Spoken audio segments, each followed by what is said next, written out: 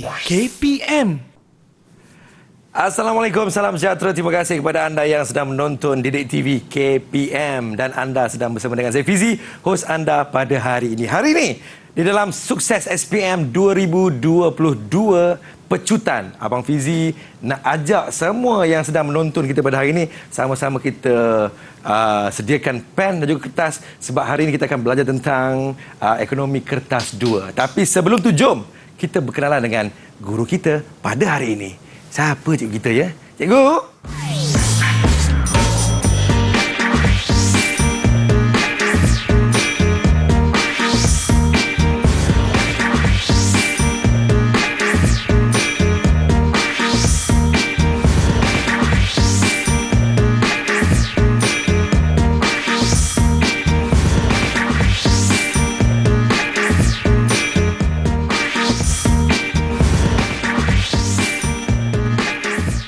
Bersama-sama dengan kita Cikgu Zainab pada hari ini. Apa khabar Cikgu? Baik Fizi.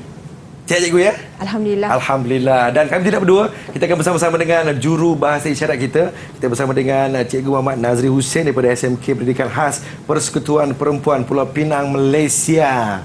Daripada Penang, India, mai sini untuk anda. Okeylah. Hari ini kepada calon-calon SPM yang ambil ekonomi, sama-sama kita tumpukan dengan apa yang bakal kita pelajari pada hari ini. Silakan Cikgu Zainab.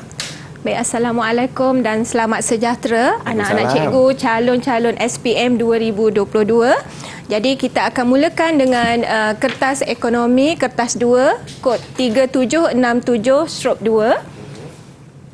Okey, kita mula dengan format kertas 2. Kita ada dua bahagian, iaitu bahagian A dan bahagian B. Bahagian A mengandungi 3 soalan, iaitu soalan 1, soalan 2 dan soalan 3, di mana setiap soalan mewakili 20 markah. Jadi 3 soalan ialah 60 markah. Dan bahagian A ni wajib dijawab bagi semua calon. Okey, kemudian kita ada bahagian B. Bahagian B mengandungi 4 soalan, bermula dengan soalan nombor 4, 5, 6 dan 7. Dan calon-calon dikehendaki memilih 2 sahaja soalan. Dan setiap soalan mewakili 20 markah. Jadi 2 soalan 40 markah. Dan dalam soalan bahagian B ni kita ada ceraian A, B, C. Dan salah satu ceraian ni merupakan soalan rubrik penskoran. Jadi nanti kita akan belajar bagaimana teknik untuk menjawab soalan rubrik penskoran. Baik, Cikgu. Okey. Jadi seterusnya kita lihat peruntukan masa yang diberi bagi kertas 2 ialah 2 jam 15 minit. Jadi dalam memilih soalan bahagian B ni, kita kena pastikan ya, calon-calon SPM kena pastikan bahawa memilih soalan yang benar-benar boleh jawab. Ya, maksudnya kena baca semua soalan, pastikan keempat-empat soalan tu dibaca dengan teliti, kemudian baru kenal pasti mana soalan yang terbaik yang boleh dijawab. Dan jangan tinggalkan mana-mana pun. Ya. Calon tidak digalakkan menganggap bahawa soalan 4 dan 5 tu soalan yang mudah. Sedangkan 6 dan 7 tu soalan yang susah. Ya. Okey. Seterusnya, memandangkan soalan kita sekarang adalah berkaitan dengan soalan kebat, maka calon-calon dinasihatkan untuk mempunyai kemahiran berfikir secara kritis dan kreatif. Bagaimana seorang calon tu dapat berfikir dan kritis apabila dia boleh mencetuskan idea ataupun menjana idea yang baharu. Kemudian boleh membuat keputusan, menyatakan sebab atas keputusan yang dibuat tadi dan membuat penilaian. Okey, kemudian berfikir di luar kotak. Berfikir di luar kotak ni maksudnya calon-calon perlu berfikir luar dari kebiasaan. Ya, jangan bergantung semata-mata apa yang ada di dalam buku teks sahaja. Dan calon juga perlu menghubungkaitkan tentang isu-isu yang ada di dalam ekonomi dengan pengalaman hidup kita seharian fizik, ya. Contohnya apa yang berlaku di luar, ya. Kemudian boleh mengaitkan juga dengan topik-topik yang lain, ya. Kalau bab 1 tu kaitkan dengan topik bab 5, ataupun mata pelajaran ekonomi dikaitkan dengan subjek sains ataupun geografi dan sebagainya, ya. Baik, faham cikgu. Ya? Cikgu, saya nak tanya cikgu, bila kita belajar tentang ekonomi ni, pastinya akan melibatkan pengiraan. Jadi boleh tak calon-calon SPM kita ni membawa kalkulator di dalam dewan peperiksaan cikgu? Ya, memang kita memang kena bawa kalkulator, ya. Calon-calon memang kena bawa kalkulator, ya. Dengar tu kawan-kawan. Ya. Tapi tak perlulah sampai bawa kertas graf ke, Tak ya. payah. Ya, yang penting kalkulator dan juga alat tulis. Baiklah cikgu, kita akan sama-sama selusuri dan juga sama-sama kita akan ulang kaji tentang ekonomi kertas 2. Sekejap aja lagi. Calon SPM, jangan ke mana-mana, kita rehat seketika. Kita kembali selepas ini. Teruskan menonton Sukses SPM 2022 Pecutan Didik TV KPM. Didik TV KPM. Didik TV KPM. Assalamualaikum, terima kasih kepada anda yang sedang menonton Sukses SPM 2022 Pecutan. Masih lagi bersama dengan Abang Fizi, hos anda pada hari ini. Hari ini Abang Fizi nak pesan kepada semua calon-calon SPM kita agar sediakan pen dan juga kertas, sama-sama kita ulang kaji tentang mata pelajaran ekonomi kertas 2. Kerana hari ini kita datangkan Cikgu Zainab daripada SMK Serendah, Selangor, yang akan sama-sama kita selusuri tentang ekonomi kertas 2 pada hari ini. Baik Cikgu Zainab, silakan dengan pembelajaran kita cikgu. Baik, seterusnya kita akan melihat kata-kata tugas pada bahagian A, di mana kata tugas ni sangat penting untuk pelajar fahami. Kerana kata tugas ni yang memandu kita apa yang kita nak jawab di dalam pentaksiran SPM nanti.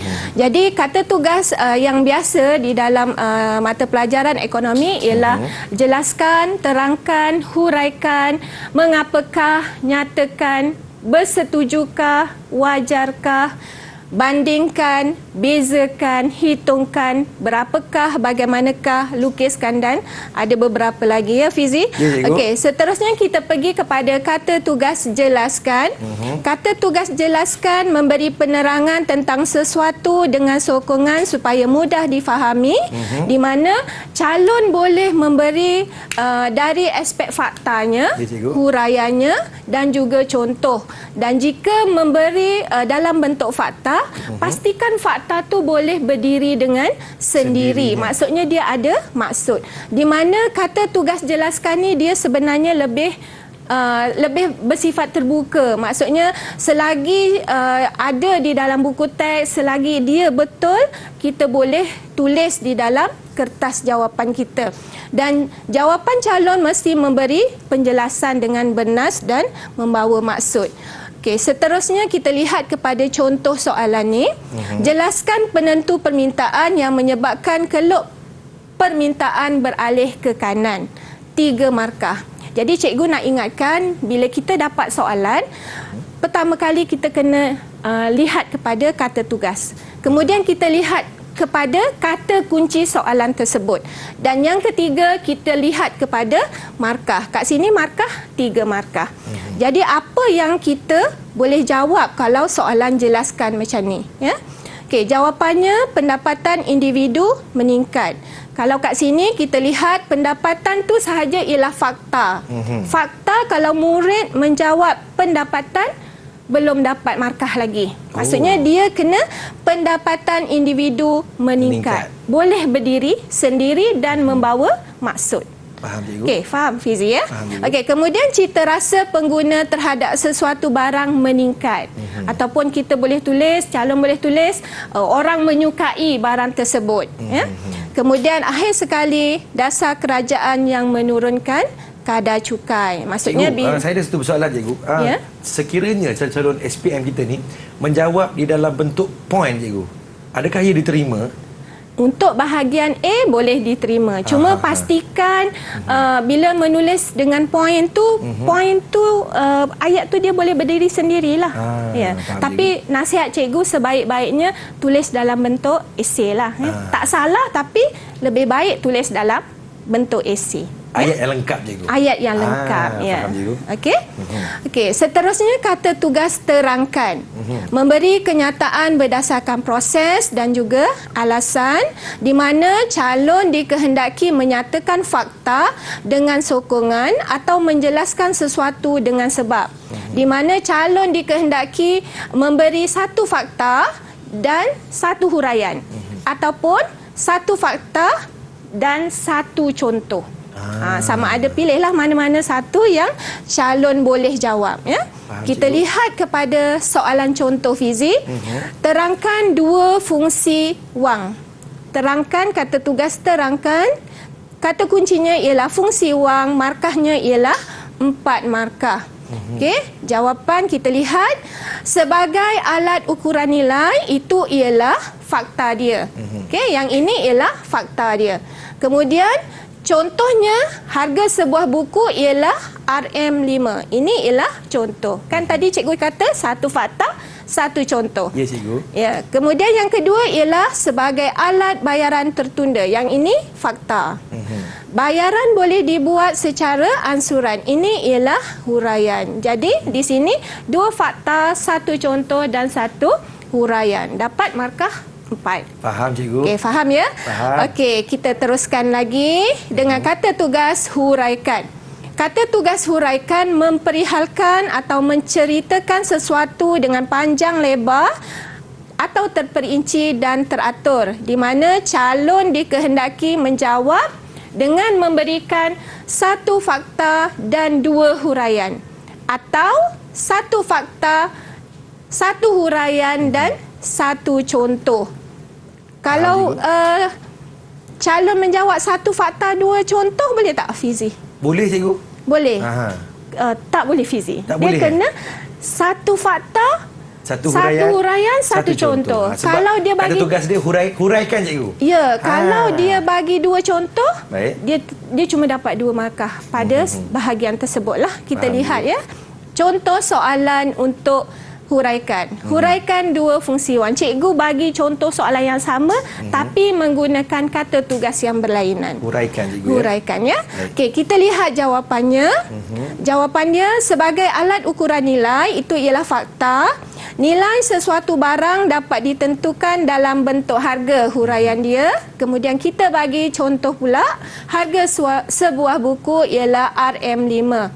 Ya. Kemudian yang kedua sebagai alat bayaran tertunda. Bayaran boleh dibuat secara ansuran dan pembelian secara kredit. Jadi yang ini kita bagi dalam bentuk fakta. Yang ni kita bagi dalam bentuk huraian, yang kini kita bagi dalam bentuk contoh. Yang ni fakta, yang ni huraian, yang ni huraian. Jadi kalau kita beri dalam contoh, 2 contoh, maksudnya contoh satu lagi tu kita tak bagi markah. Oh, tak dikira, cikgu, ya? Tidak dikira. Faham, Ya. cikgu. Boleh ya? Okey, seterusnya kata tugas bagaimanakah? Memperihalkan atau memberi penerangan tentang cara atau langkah dan juga tindakan. Okey. Contoh soalannya, bagaimanakah kerajaan menggunakan belanjawan negara sebagai alat untuk mengawal inflasi? Ya, 5 markah. Ya, di sini sebenarnya ini ialah tajuk bagaimana kerajaan mengawal ketidakstabilan ekonomi negara. Jadi Fizi, suka cikgu ingatkan kita ada 2 ketidakstabilan. Satu ialah inflasi, satu lagi ialah kemelesetan ataupun deflasi. Jadi yang ini, soalan ni bagaimana menggunakan belanjawan. Kita ada 2 dasar, iaitu dasar fiskal dan juga dasar keuangan. Jadi bila belanjawan, belanja mesti dasar fiskal lah, ya. Okey, kita lihat jawapan dia. Menjalankan belanjawan lebihan, maksudnya hasil lebih daripada belanja. Sebab tu kita dapat belanjawan lebihan. Kemudian menggunakan dasar fiskal menguncup. Ya, di mana dasar fiskal menguncup ni dia menggunakan 2 alat. Yang pertama, menaikkan kadar cukai. Kita boleh bagi contoh, kat sini cikgu bagi contoh menaikkan kadar cukai pendapatan. Kita pun boleh bagi contoh-contoh yang lain lah. Ya. Okey, kemudian apabila kadar cukai pendapatan dinaikkan, pendapatan boleh guna kita berkurang sebab kita bayar cukai lebih. Jadi apa kesannya? Kuasa beli kita berkurang. Bila kuasa beli kita berkurang, maksudnya harga akan jatuh dan inflasi terkawal. Okey, alat yang kedua melalui perbelanjaan. Ya, kerajaan akan menurunkan perbelanjaan kerajaan di mana kerajaan akan menangguhkan projek pembangunan yang kurang penting. Pun kita boleh bagi contoh. Contoh juga kita dapat markah. Kemudian apabila projek pembangunan dikurangkan, peluang pekerjaan masyarakat akan berkurang dan pengangguran akan meningkat. Apabila orang tak ada kerja, apa Fizi jadi? Pendapatan penduduk akan merosot dan kuasa beli juga akan jatuh. Akhirnya harga jatuh dan inflasi akan terkawal. Ya, itu tujuan dia ya. Bagaimana kerajaan menggunakan dasar belanjawan negara ni bagi mengatasi inflasi. Okey, kita lihat kepada kata tugas bezakan atau perbezaan. Apabila kata tugas perbezaan ni, kita memberi kelainan atau ketidaksamaan antara dua perkara. Ya. Kita lihat contoh soalan ni. Rajah di bawah menunjukkan keluk permintaan bagi suatu barang. Rajah 1 dan rajah 2. Bezakan perubahan titik pada kedua-dua rajah tersebut 6 markah. Jadi cikgu suka ingatkan calon-calon SPM, apabila kita nak membuat perbezaan ataupun bezakan, pastikan kita membeza pada aspek yang sama. Kalau kita membezakan dari segi tafsiran, dua-dua kita kena tafsirkan. Kalau kita membezakan dari segi contoh, dua-dua pun mesti dari segi contoh lah. Okey, kalau kita lihat kat sini, apa beza rajah 1 dan rajah 2? Rajah 1 merupakan perubahan dalam kuantiti diminta. Rajah 2 merupakan perubahan dalam permintaan. Tu beza dia Fizi. Okey. Yang kedua, kita lihat dari segi apa yang pergerakan titik itu. Pergerakan titik R ke S adalah disebabkan oleh penurunan dalam tingkat harga. Manakala peralihan X ke Y disebabkan oleh faktor-faktor bukan harga, barang itu seperti contohnya pendapatan meningkat, cita rasa yang menggalakkan dan sebagainya ya. Okey, kita tengok jawapan penuh dia. Okey. Yang ke B tadi dikenali sebagai pengembangan permintaan, pada rajah 2 dikenali sebagai pertambahan permintaan. Okey, boleh Fizi setakat ni? Boleh cikgu, faham cikgu. Okey, seterusnya kata tugas bandingkan.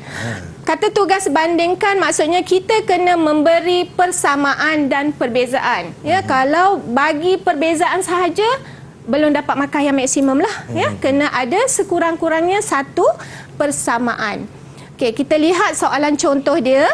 Gambar di bawah menunjukkan input-input yang digunakan dalam proses pengeluaran.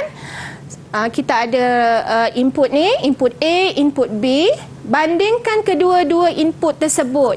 5 markah. Input A tu gambar apa Fizi? Lori cikgu. Lori. Input B? Ada orang tengah menjala. Buruh. Jadi kita lihat jawapannya betul tak? Okey, kita lihat persamaannya. Baik. Persamaan input lori dengan buruh tadi, input tetap dan input berubah tadi, kedua-duanya wujud dalam jangka pendek. Itu persamaan dia Fizi. Jadi kat sini cikgu tulis 2 tapi ambil 1 je. Faham cikgu? Okey, kemudian kita melihat pada perbezaan. Input A merupakan input tetap, input B merupakan input berubah. Input B wujud dalam jangka pendek sahaja, manakala minta maaf ya. Input A wujud dalam jangka pendek, input B wujud dalam jangka pendek dan jangka panjang. Kemudian input A wujud walaupun output sifar input B tidak wujud pada output sifar. Ya. Kemudian akhir sekali, tetap sama pada setiap tingkat output, manakala input B berubah mengikut tingkat output. Jadi Fizi, kalau soalan perbezaan, sebaik-baiknya kita jawab dalam bentuk jadual lah. Satu input A, satu input B. Ini yang sebaik-baiknya cikgu, yang sebaik-baiknya lah. Tapi kalau nak jawab esei, tak ada masalah lah. Cuma kita bagi tahulah. Contohnya kita bagi tahu input A merupakan input tetap, manakala input B merupakan input berubah. Pun boleh juga ya. Faham cikgu. Okey, soalan seterusnya. Kata tugas seterusnya. Kata tugas mengapakah? Memberi sebab alasan tentang suatu isu ekonomi secara mendalam, di mana jawapan merupakan fakta dan huraian. Satu huraian sebab atau alasan memperoleh satu markah. Kita lihat soalan contoh dia. Maklumat berikut berkaitan dengan externality negatif. Timbalan Ketua Pengarah Penyelidikan dan Pembangunan menyatakan bahawa membina loji nuklear di negara ini masih pada peringkat kajian. Mengapa loji tersebut perlu dibina? Jadi, ini jawapannya Fizi. Boleh baca Fizi? Boleh cikgu. Mewujudkan peluang pekerjaan alternatif kepada penggunaan arang batu minyak yang menyebabkan pencemaran udara, menjimatkan tenaga elektrik, mengurangkan kos pengeluaran, meningkatkan kecekapan dan produktiviti, peningkatan teknologi dalam bidang perubatan, memusnahkan sel kanser dan pemodenan dalam sektor pertanian, menghasilkan baka tanaman bermutu tinggi, pendapatan petani meningkat, manfaat dalam bidang industri, pengawetan makanan. Itu di antara jawapan contoh cikgu ya. Ini Fizi, ini ialah contoh soalan kebat.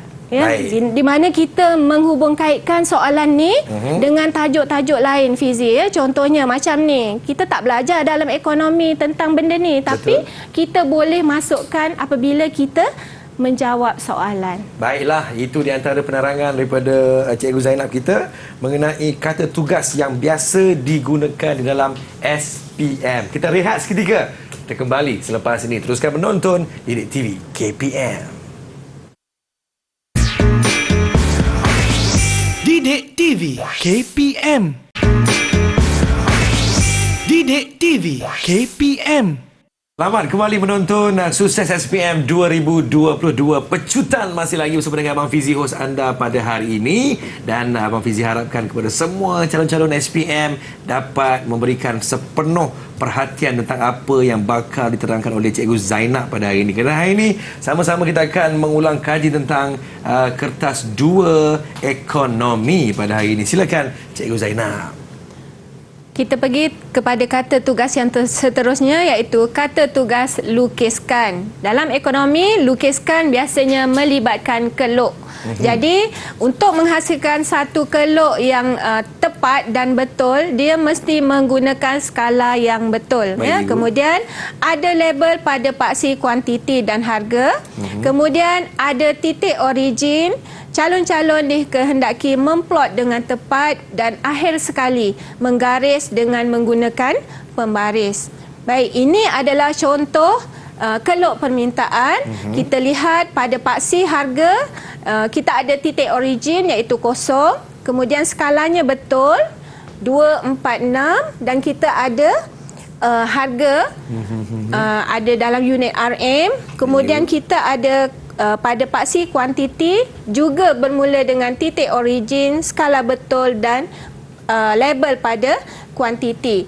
Kemudian memplot dengan tepat dan kita mencantumkan dengan menggunakan pembaris dan akhir sekali kita melabel dengan DD. Faham cikgu? Okay. Seterusnya, ini adalah contoh soalan. Jadual di bawah menunjukkan kuantiti permintaan dan penawaran bagi suatu barang. Jadi apabila ada kuantiti permintaan dan penawaran, maksudnya ini memerlukan calon melukis keluk keseimbangan pasaran. Jadi soalannya, dengan menggunakan kertas graf, lukiskan keluk keseimbangan pasaran barang tersebut. Kertas graf disediakan di dalam kertas buku jawapan. Okey. Kita lihat jawapan dia. Okey. jawapan dia kita lihat, yang ini kita boleh memperoleh markah lah sebab ada titik origin, skala betul, ada label kuantiti dan ada unit. Okey, cikgu. Kemudian kalau apa yang boleh menyebabkan susunan SPM kita ni kehilangan markah untuk ketika melukis keluk ni, cikgu? Biasanya untuk calon-calon yang tidak mendapat markah tepat kerana selalu calon tidak menulis titik origin ni. Ya? Faham, cikgu. Kemudian tidak mengikut skala yang betul dan tidak melabel pada setiap paksi sama ada harga atau kuantiti. Sebab fizik kalau tak ada tulis origin tu dekat bahagian paksi harga dan juga paksi kuantiti ni, 2 markah dia dah hilang. Okey. Kemudian untuk keluk keseimbangan pasaran, tujuan kita adalah untuk mencari keseimbangan pada tingkat harga dan juga tingkat kuantiti diminta. Okey, dan juga ditawar. Jadi kebiasaan calon, salah satu kesilapan calon yang sering dilakukan juga, calon suka melukis mencantumkan keluk ni menjadi satu garis lurus. Dia tidak mencantumkan setiap titik itu. Dia mencantumkan dengan garis lurus seperti ini. Jadi ada satu titik yang tidak menyentuh garisan. Faham, ini juga. kesilapan yang biasalah calon-calon lakukan. Ini akan hilang markah lah, cikgu. Ya, kat sini dah hilang banyak markah kalau tidak mematuhi peraturan dalam melukis keluk. Okey, jadi kita kena mencari titik keseimbangan pasaran, iaitu di mana harga keseimbangan pada soalan ini adalah RM3.65. Manakala kuantiti keseimbangan pasaran adalah 10.60.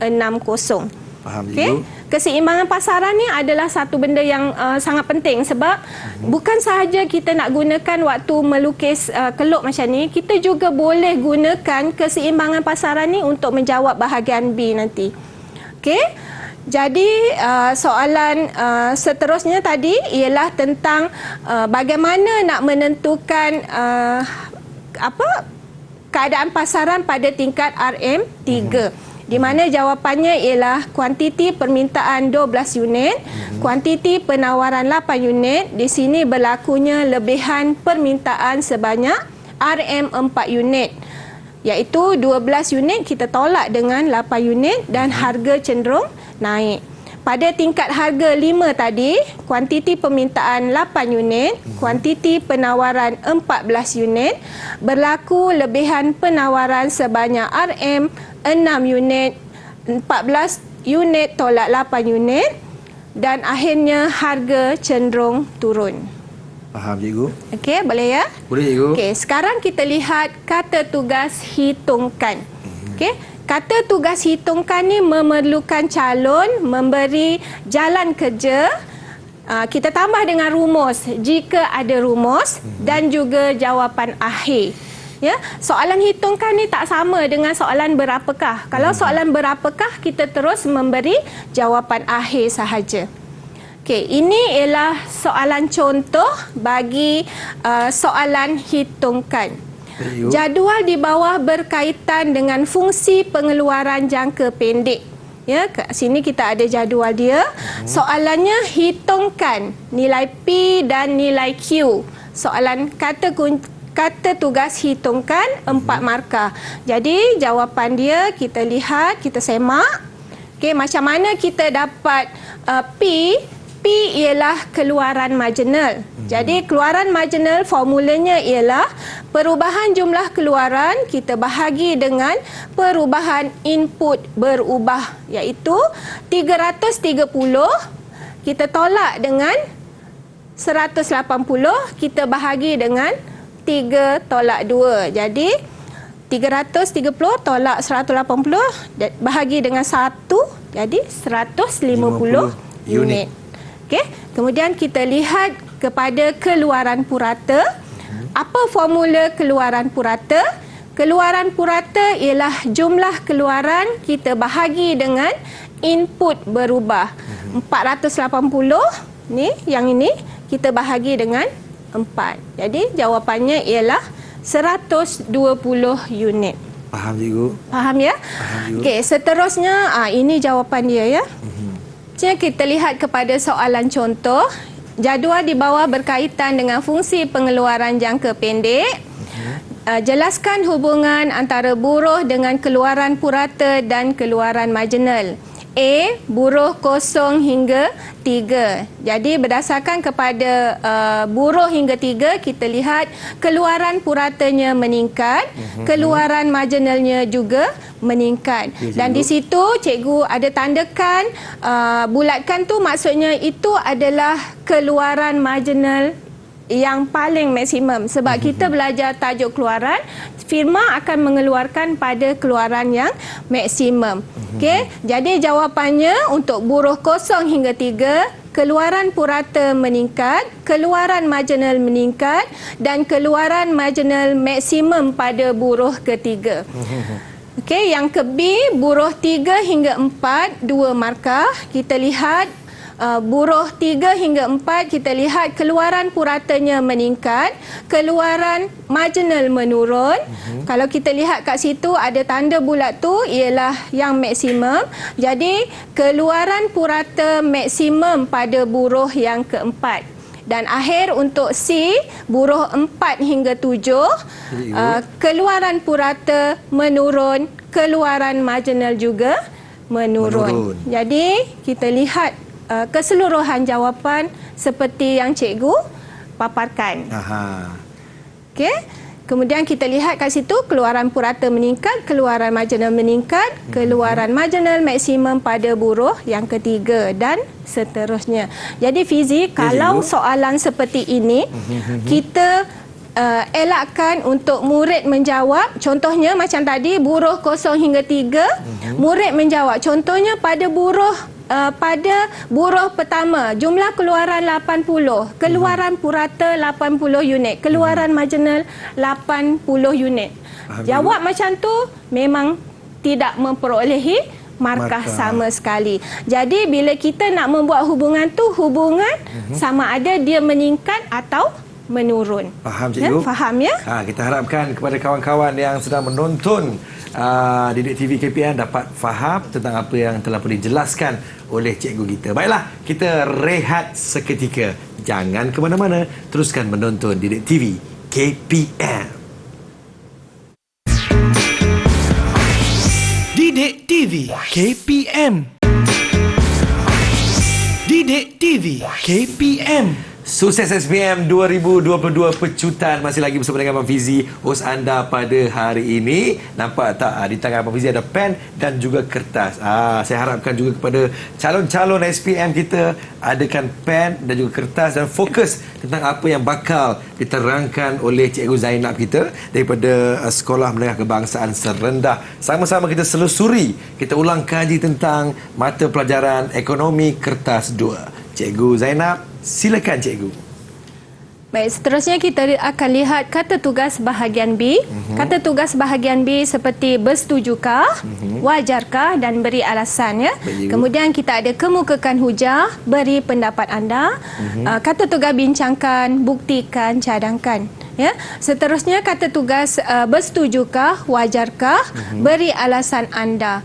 Dalam kata tugas ini perlu calon-calon membuat pertimbangan terhadap suatu perkara dengan mengambil kira pelbagai aspek, sama ada kebaikan, keburukan, kelebihan atau kekurangan. Di mana untuk kata tugas bersetujukah, calon-calon perlu ada satu pendirian, sama ada bersetuju ataupun tidak bersetuju, sama ada pilih wajar ataupun tidak wajar. Kemudian elakkan daripada menjawab dua-dua pendirian. Dua-dua dia jawab. Wajar dia jawab, tidak wajar pun dia jawab. Itu tak tetap pendirian cikgu. Itu namanya tak ada pendirian ya. Okey. Yang kedua, kemukakan pendapat, hujah, komen anda. Untuk kata tugas ini, calon-calon perlu memberi pendapat sama ada menyokong atau membangkang. Jadi untuk kata tugas ini tak perlu ada pendirian, tetapi kena mengemukakan hujah sama ada menyokong atau membangkang. Di sini juga elakkan daripada memberi hujah secara bercampur-campur. Kemudian soalan bincangkan, soalan bincangkan ni calon-calon kena menjawab secara mendalam dengan dua sisi ataupun dari pelbagai aspek, di mana jika ada pro, dia kena ada kontra. Kalau ada positif, mesti ada negatif. Kalau ada kebaikan, mesti ada keburukan. Jadi elakkan menjawab satu sisi sahaja. Okey, kemudian untuk buktikan, menyatakan kebenaran dengan contoh, fakta sebagai sokongan. Macam mana nak membuktikan? Melalui jadual. Contohnya jadual permintaan, jadual penawaran. Kemudian rajah dalam ekonomi mestilah menggunakan keluk. Kemudian yang ketiga, melalui pengiraan, contohnya kira untung, kira upah benar dan sebagainya. Dan yang keempat, menggunakan dapatan daripada ahli ekonomi, contohnya hukum atau teori. Okey, sekarang cikgu nak bagi macam mana kita nak menjawab tips untuk bahagian B. Okey, jawab ikut kata tugas dan kehendak soalan. Macam bahagian A sama ya. Kemudian jawab secara terperinci dan mendalam. Tidak perlu banyak fakta. Maksudnya ada satu idea, kembangkan dengan mendalam. Jawapan bukan sepenuhnya daripada buku teks. Beri jawapan merentas tajuk. Maksudnya kalau tajuk bab 1 boleh dikaitkan dengan tajuk bab 2, 3 dan seterusnya.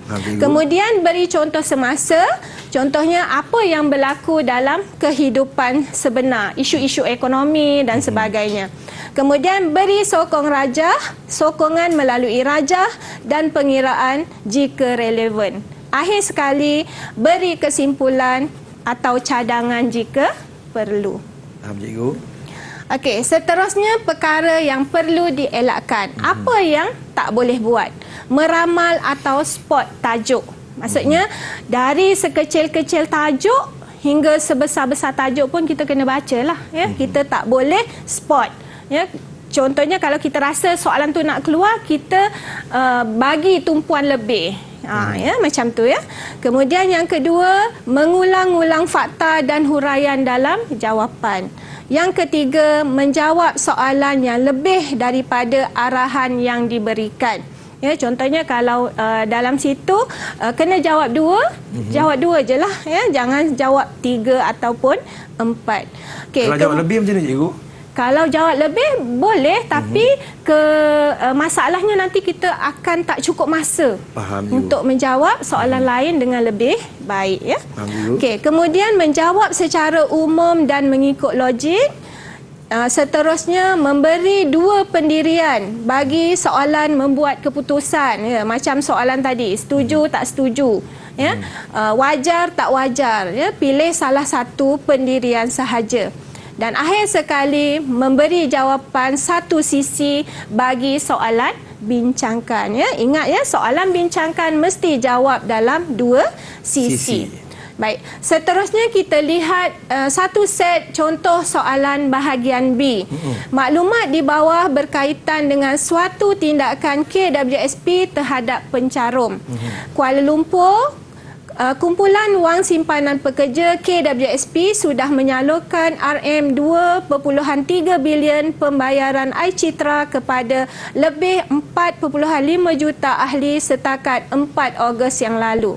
Soalan A, jelaskan peranan institusi keuangan tersebut dalam menjaga kebajikan ahlinya. 4 markah. Ya. Jadi di sini apa peranan KWSP dalam menjaga kebajikan ahlinya? Kata kuncinya ialah menjaga kebajikan.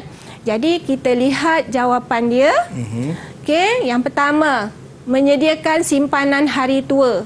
Ya, maksudnya simpanan apabila kita bersara. Kemudian kita ada akaun 1.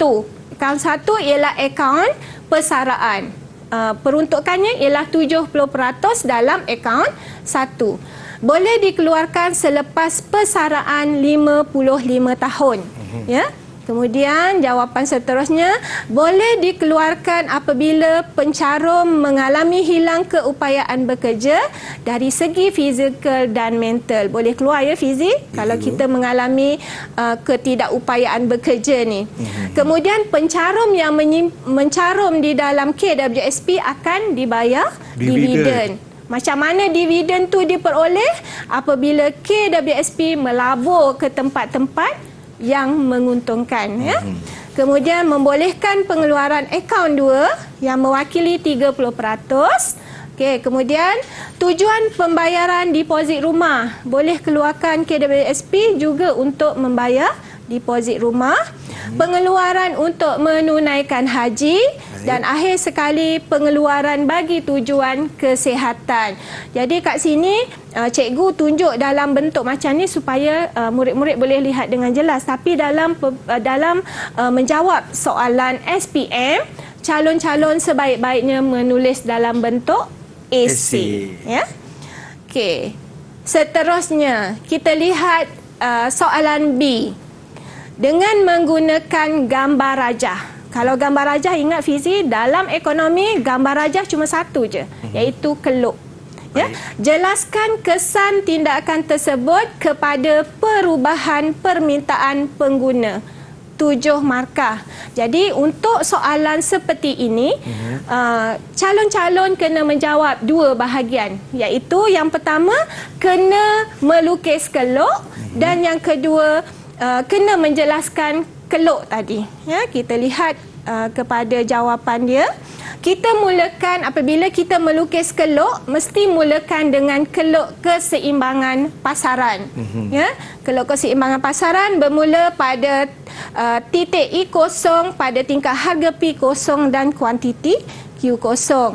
Ya, apabila pengeluaran I Citra menyebabkan keluk penawaran beralih ke kanan dari D0 ke D1 D1.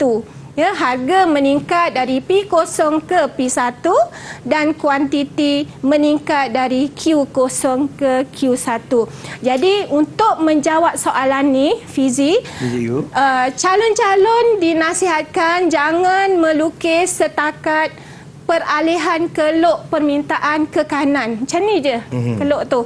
Walaupun dia labelkan dengan tepat macam ni, kita nak calon-calon melukis bermula dengan keluk keseimbangan pasaran. Ya. Okey, ini ialah keluk yang lengkap. Kemudian ni huraiannya berdasarkan kepada huraian tadi yang cikgu dah bacakan. Ya. Okey, seterusnya Fizi, soalan yang ke-C, soalan terakhir. Pilihan mengeluarkan I Citra akan memberi kesan kepada pencarum pada masa hadapan. Bincangkan 9 markah. Jadi Fizi, tadi cikgu dah terangkan pada mana-mana ceraian, pada markah yang paling tinggi, ini namanya soalan rubrik. Ya, ini namanya soalan rubrik. Jadi kata kuncinya ialah bincangkan. Bila bincangkan tadi, kita kena jawab dalam 2 sisi. Ya, 2 sisi. Jadi di sini cikgu paparkan contoh jawapan bagi soalan tadi. Pengeluaran I Citra memberi kesan positif, sisi yang pertama, kepada pencarum pada masa hadapan. Okey? Kalau Fizi dapat duit I Citra. Fizi nak buat apa? Saya akan membuka sebuah perniagaan burger, cikgu. Buka perniagaan lagi? Saya akan, kalau boleh, besarkan lagi perniagaan saya, cikgu. Okey, lagi? Saya akan, kalau boleh, saya nak memperbaiki rumah, boleh, cikgu? Boleh. Jadi macam-macam idea. Apabila calon-calon ada idea, untuk menjawab soalan rubrik ni, calon kena ada idea. Mula-mula sekali, senaraikan semua idea yang ada, kemudian pilih satu idea yang terbaik yang kita boleh kembangkan. Ya. Jadi, yang Fizi jawab tadi, cikgu pilih membuka perniagaan. Ya. Kemudian kita lihat apabila membuka perniagaan, contohnya, bagi contoh berdasarkan kepada duit tadi, bagi contoh. Contohnya membuka gerai burger, kemudian peniaga dapat untung. Bila dapat untung, taraf hidup meningkat. Nampak tak? Dia punya pengembangan tu. Ya? Kemudian keuntungan tadi boleh digunakan untuk membesarkan perniagaan atau buka cawangan. Ya, kemudian ini dapat dibuktikan melalui keluk penawaran beralih ke kanan. Ni yang cikgu kata tadi. Apabila menjawab soalan rubrik, salah satu cara murid ataupun calon nak dapat cemerlang ialah dengan menghubung kait dengan keluk ataupun dengan rajah. Ya, ini contoh rajahnya. Okey, kemudian kita huraikan rajah tersebut. Ya, bermula pada keseimbangan asal, kemudian bila lebih banyak cawangan dibuka, keluk penawaran beralih ke kanan dari S0 ke S1 S1. Jadi harga menurun dari P0 ke P1. Keseimbangan baru pada titik E1 pada tingkat harga P1 dan kuantiti Q1, ya, di sini, ya. Okey, kemudian soalan ni belum lagi dapat cemerlang lagi, Fizi. Kita kena teruskan lagi. Kita kena kembangkan lagi daripada jawapan tadi. Pembukaan beberapa cawangan memerlukan lebih ramai pekerja. Jadi ini dapat mencipta peluang pekerjaan kepada penduduk tempatan. Jadi yang tadi kita dah kaitkan dengan rajah, sekarang kita kaitkan yang ini dengan tajuk daripada subtopik yang lain. Itu yang kita nak murid-murid ataupun calon-calon SPM kita menjawab, di mana boleh mengaitkan dengan rajah, boleh mengaitkan dengan subtopik-subtopik yang lain, ya. Okey, seterusnya, secara tidak langsung kadar pengangguran dalam negara dapat dikurangkan. Dan akhirnya objektif makroekonomi bagi mencapai guna tenaga penuh akan tercapai. Jadi pada tahap ini calon masih belum dapat cemerlang lagi, Fizi, sebab dia masih menghuraikan satu sisi sahaja. Sekarang kita nak pergi sisi yang kedua. Okey. Bagaimanapun pengeluaran iCitra memberi kesan negatif. Yang ni sisi kedua. Dari segi tabungan. Tabungan akan berkurang. Pencarum tidak mempunyai simpanan yang cukup untuk kelangsungan hidup pada masa depan. Ini seterusnya menjejaskan kualiti hidup mereka pada masa hadapan.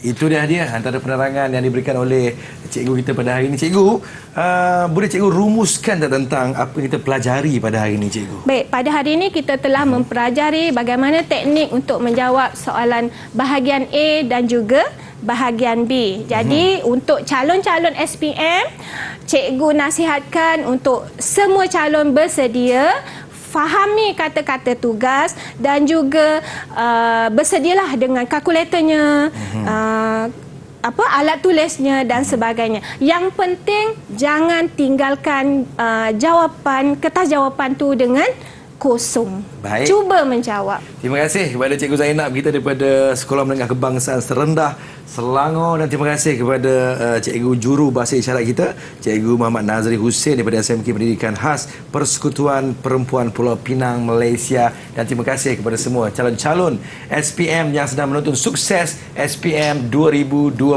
pecutan. Lebih-lebih lagi kepada mereka yang ambil ekonomi. Semoga berjaya dan fokus sentiasa. Sukses selalu. Assalamualaikum. Jumpa lagi. Saya Fizi. Bye-bye.